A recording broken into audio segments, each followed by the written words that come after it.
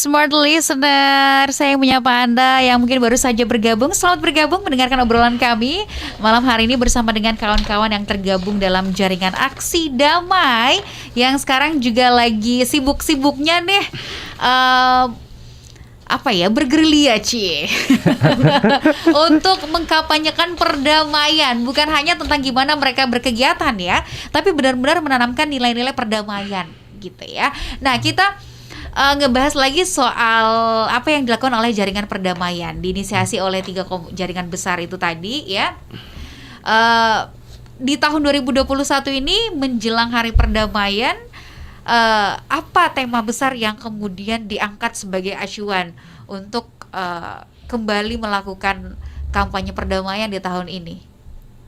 Iya Kak, jadi untuk 2021 itu kita dengan tema besarnya itu merayakan perdamaian, berbagi cinta dan harapan. Jadi apa yang dilakukan teman-teman dari Aliansi Perdamaian, Forum Barani dan teman-teman Jalin Harmoni, tujuannya itu bagaimana semakin banyaknya generasi muda yang ikut terlibat dalam menyuarakan isu perdamaian, kerukunan, keberagaman dan anti korupsi dengan memanfaatkan media sosial.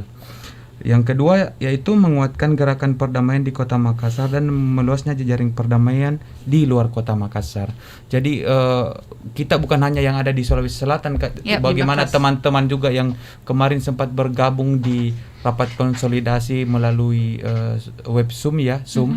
Ada teman-teman dari Pontianak yang siap bergabung dengan teman-teman di Aliansi Perdamaian Makassar. Jadi bentuk kegiatan itu Kak, ada beberapa bentuk kegiatan ya. Jadi ada peace reflection, ada peace gathering, terus ada peace webinar, dari mana menghadirkan beberapa narasumber ini Kak ya. Untuk webinar 1 itu nama kegiatannya berdamai dan bertumbuh di tengah situasi pandemi COVID-19. Selanjutnya acara webinar 2 itu menata masa depan dengan cinta dan harapan. Acara webinar 3 memutus mata rantai kekerasan di media sosial. Dan acara terakhir itu ada KAHAP, bagaimana menarasikan perdamaian dan literasi sejarah dan budaya. Dan juga Peace Talk ya Kak, ada Peace Talk juga salah satu kegiatan kita, bagaimana ada satu kegiatan yang membahas tentang judulnya itu Perempuan untuk Perdamaian. Dan yang terakhir itu Kak yang tidak kalah penting yaitu Peace Campaign. Yang kita lakukan ini, kita mencoba untuk roadshow. Terlalu lama sekali bicara saya. Roadshow. Jadi Arjo kampanye di 21 hari Kak. Kita kampanye. Selanjutnya ada panggung dengan dongeng anak. Jadi jadi kita juga mencoba. Ada Kak Heru. Ada Kak Heru, ada Kak Mangga juga. Di teman-teman situ. Rumah dongeng. Baik. Wah, keren luar biasa, banyak ya aktivitasnya. Iya, Kak. Sibuk dong berarti. Banget. Jadi untuk teman-teman pemuda yang penggiat media sosial boleh akun Aliansi Perdamaian Aliansi Perdamaian Makassar di IG. Di situ selama 21 hari kita melakukan, ada cerita-cerita perdamaian yang diangkat di situ Kak. Luar biasa. Dari berbagai macam rangkaian kegiatan yang dilakukan, saya pengen mendalami satu persatu nih. Soal yang pertama ada Peace Reflection ya. Peace Reflection ini bentuknya seperti apa? Apakah masih dalam bentuk yang sama, obrolan-obrolan atau forum-forum terbuka atau bagaimana?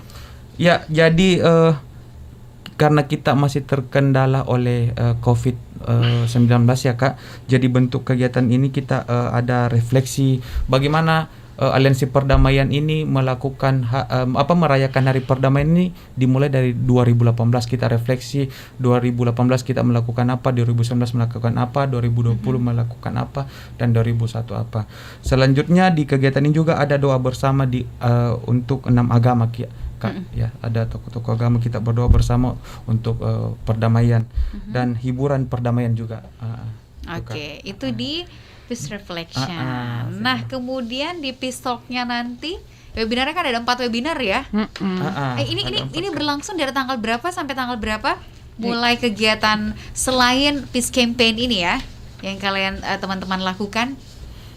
Jadi itu Kak, kita ada bagaimana kan kita mencoba juga untuk kan rata-rata anak muda pengguna media sosial Kak, kita mengajak untuk menggunakan Twibbon.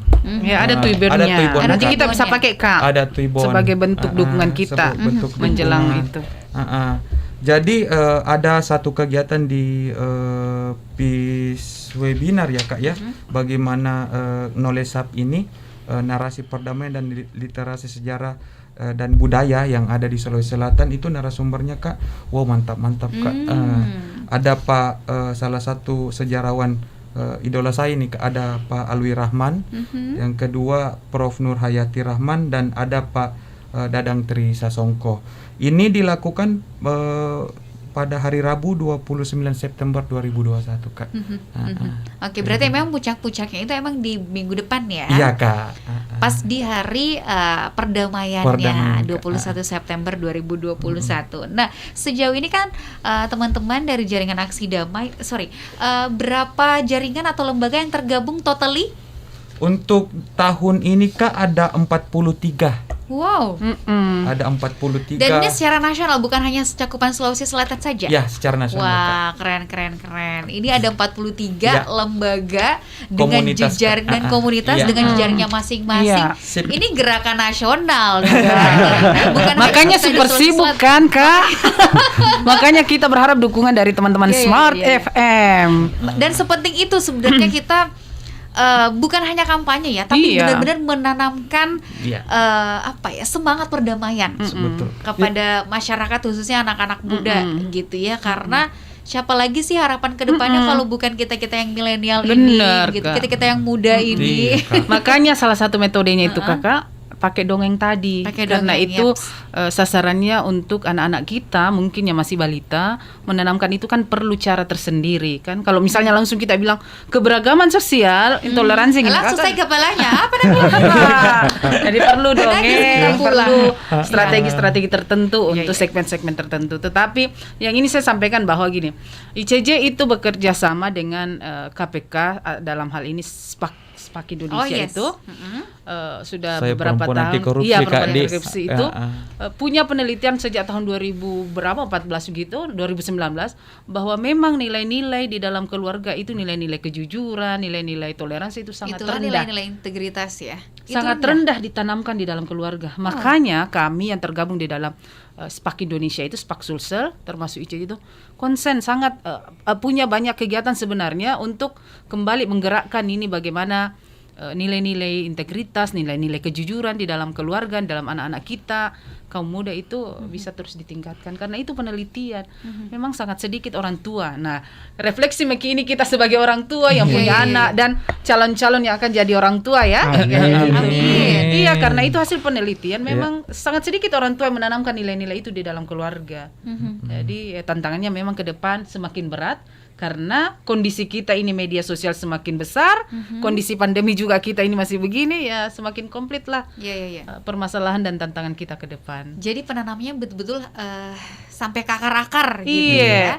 Oke, baik. Nah, nanti seperti apa juga nih teman-teman goalsnya ke depan dan respon dari pemerintah melihat gerakan nasional kalian ini seperti apa?